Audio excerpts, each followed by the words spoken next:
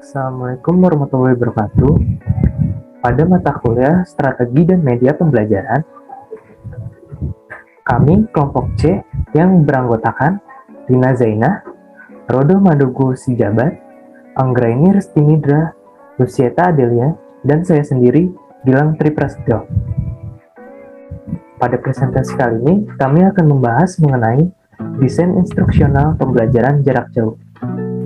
Lalu pada slide berikutnya akan dibacakan oleh Lucieta Adelia. Dipersilakan. Yang pertama ada pembelajaran jarak jauh, atau yang biasa disingkat menjadi PJJ. PJJ mulai diberlakukan di Indonesia sejak terjadinya pandemi COVID-19, yang kasus pertama COVID-19 ditemukan di Indonesia pada awal tahun 2020, yang kemudian terus mengalami kenaikan kasus. Hal ini menyebabkan pemerintah memberlakukan pembatasan kegiatan masyarakat yang berdampak pada seluruh sektor, termasuk sektor pendidikan, di mana sekolah diliburkan untuk mengurangi potensi penularan yang lebih tinggi lagi. Namun karena belum ada titik terang kapan COVID-19 akan teratasi, sementara sekolah tidak mungkin libur terus, sehingga pendidikan saat ini dilaksanakan secara pembelajaran jarak jauh. Dengan memanfaatkan teknologi di mana para pendidik memberikan tugas dan materi melalui aplikasi ataupun website seperti Zoom atau LMS. PJJ dilakukan untuk membatasi adanya penyebaran virus COVID-19 yang lebih tinggi lagi. Namun, dengan adanya perubahan sistem pengajaran pendidikan, maka strategi dan perencanaannya juga harus berbeda atau dikembangkan. Yang selanjutnya ada desain instruksional. Desain instruksional merupakan upaya yang dilakukan untuk dapat mengembangkan pembelajaran pada saat PJJ, di mana menurut Nursidi pada tahun 2020, desain instruksional adalah proses analisis yang bertujuan untuk mengembangkan cara mengajar dan materi pembelajaran agar tercapainya tujuan pembelajaran. Hal ini sejalan dengan yang dikatakan Batubara pada tahun 2018, di mana dia mengartikan desain instruksional adalah sebuah proses sistematik untuk memecahkan sebuah persoalan pembelajaran dengan cara merencanakan bahan dan sumber pelajaran serta merencanakan evaluasi peserta didik untuk mengukur tingkat keberhasilan. Perencanaan pengembangan desain instruksional sendiri dibagi atas beberapa poin, yaitu memahami mengapa desain instruksional diperlukan pada PJJ, dengan cara menganalisis karakter siswa, memberikan metode pengajaran yang tepat, memahami maksud dan tujuan diadakannya desain instruksional, dan adanya teknik penilaian yang bertujuan untuk menilai apakah efektivitas dari pengajaran tersebut sudah maksimal. Pengembangan sesuai saat PJJ berguna untuk meningkatkan dan mengasah kemampuan peserta didik dalam bertanggung jawab terhadap pendidikannya. Selanjutnya akan dilanjutkan oleh Resti. Standar desain instruksional menurut PINA 2018 yang harus dipenuhi. Yang pertama, terstruktur, yaitu memiliki tujuan dan urutan yang jelas, di mana pembelajaran dapat dilakukan dengan cara melakukan tanya jawab untuk mengingatkan siswa mengenai pembelajaran-pembelajaran yang telah dilakukan sebelumnya. Setelah itu, memasuki pembelajaran dan dapat diakhiri dengan cara bertanya kembali mengenai materi yang telah dipelajari. Yang kedua, memiliki device. Seperti yang kita ketahui bahwa pada saat ini pembelajaran dilakukan tidak dalam satu ruangan, melainkan berada pada rumah masing-masing. Oleh karena itu, menyediakan device merupakan salah satu penunjang terjadinya pembelajaran pada saat ini. Yang ketiga, yaitu memahami materi. Tidak hanya terstruktur dan memiliki device, namun memahami materi pada guru itu merupakan salah satu standar untuk terjadinya desain instruksional, di mana dengan memahami materi, guru dapat menjelaskan materi dengan jelas serta pembelajaran dapat dilakukan dengan cara efektif dan efisien, dan peserta didik pun dapat menerima pembelajaran tersebut dengan mudah. Selanjutnya akan diteruskan oleh rekan saya, yaitu Rodo Manogu.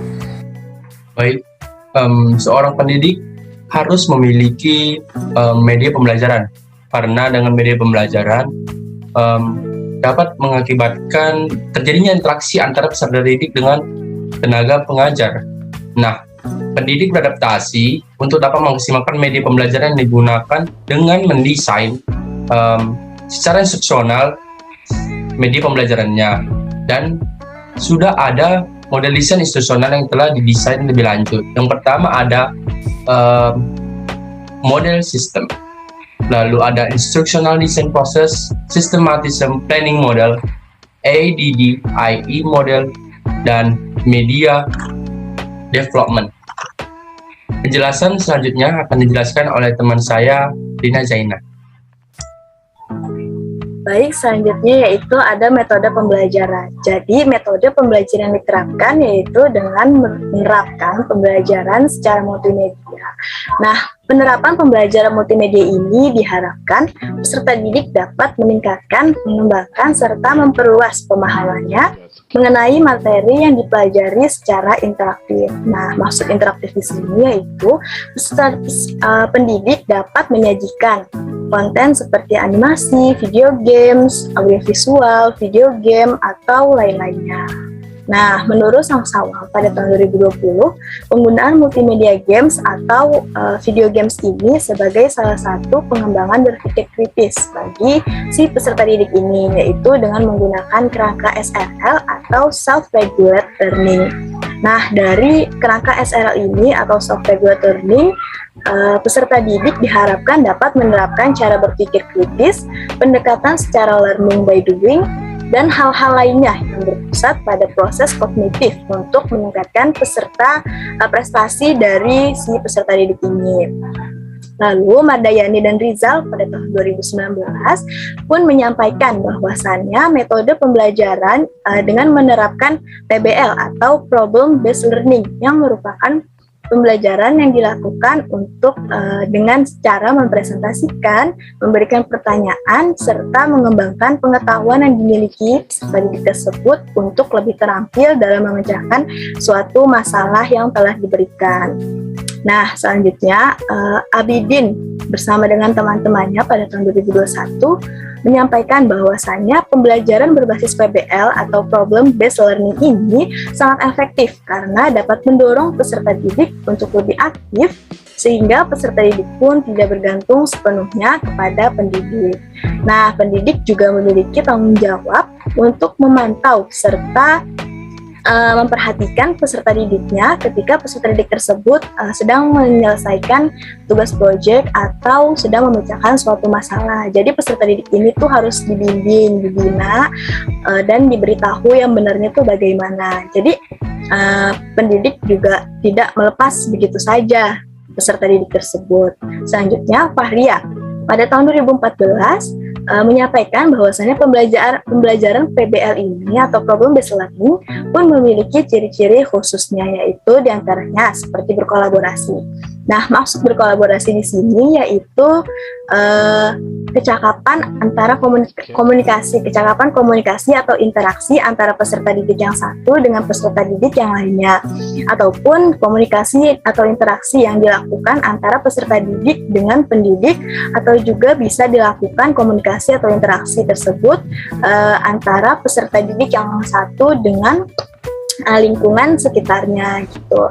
Selanjutnya yaitu menghasilkan gagasan baru. Jadi peserta didik ini tuh dituntut untuk lebih kreatif, inovatif untuk menghasilkan ide-ide atau gagasan-gagasan baru yang nantinya akan dipecahkan bersama. Jadi di sini tuh dibuat kelompok seperti itu, dibuat kelompok untuk menghasilkan gagasan-gagasan baru. Nah, selanjutnya itu mengkaji suatu masalah. Jadi setelah dibentuk kelompok, menghasilkan gagasan baru atau ide-ide baru, nah dikaji, dianalisis dari permasalahan tersebut, dari tema yang diambil dari tema atau gagasan tersebut diambil untuk diselesaikan permasalahannya. Selanjutnya setelah dikaji atau dianalisis permasalahannya, peserta didik diharapkan untuk mempresentasikan, lalu memberikan pertanyaan. Jadi, ketika dipresentasikan, teman-teman sebayanya yang mendengarkan bisa memberikan pertanyaan kepada si peserta didik yang sedang mempresentasikan ini. Jadi, timbullah komunikasi serta interaksi yang ada.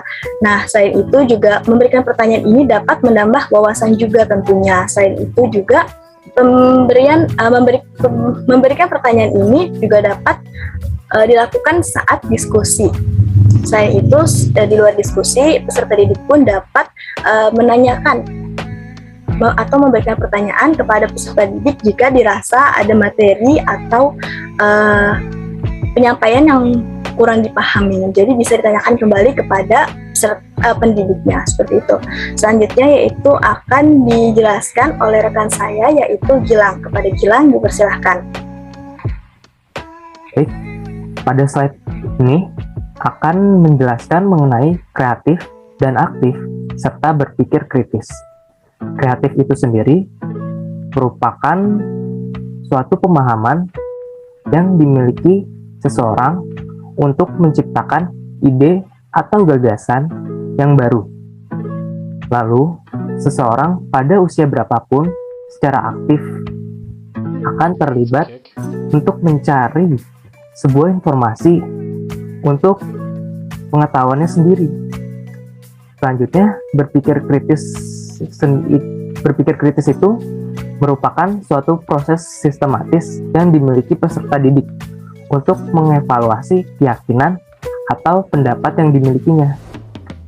Nah, berpikir kritis itu memiliki 6 indikator, yaitu fokus, alasan, menyimpulkan, situasi, kejelasan, dan pandangan yang menyeluruh. Kreatif, aktif, serta berpikir kritis memiliki beberapa model pembelajaran. Salah satunya yaitu problem solving, yang dimana dapat meningkatkan belajar kognitif dari peserta didik. Apabila banyak kekurangan dan banyak salah kata, mohon dimaafkan. Sekian, terima kasih. Wassalamualaikum warahmatullahi wabarakatuh.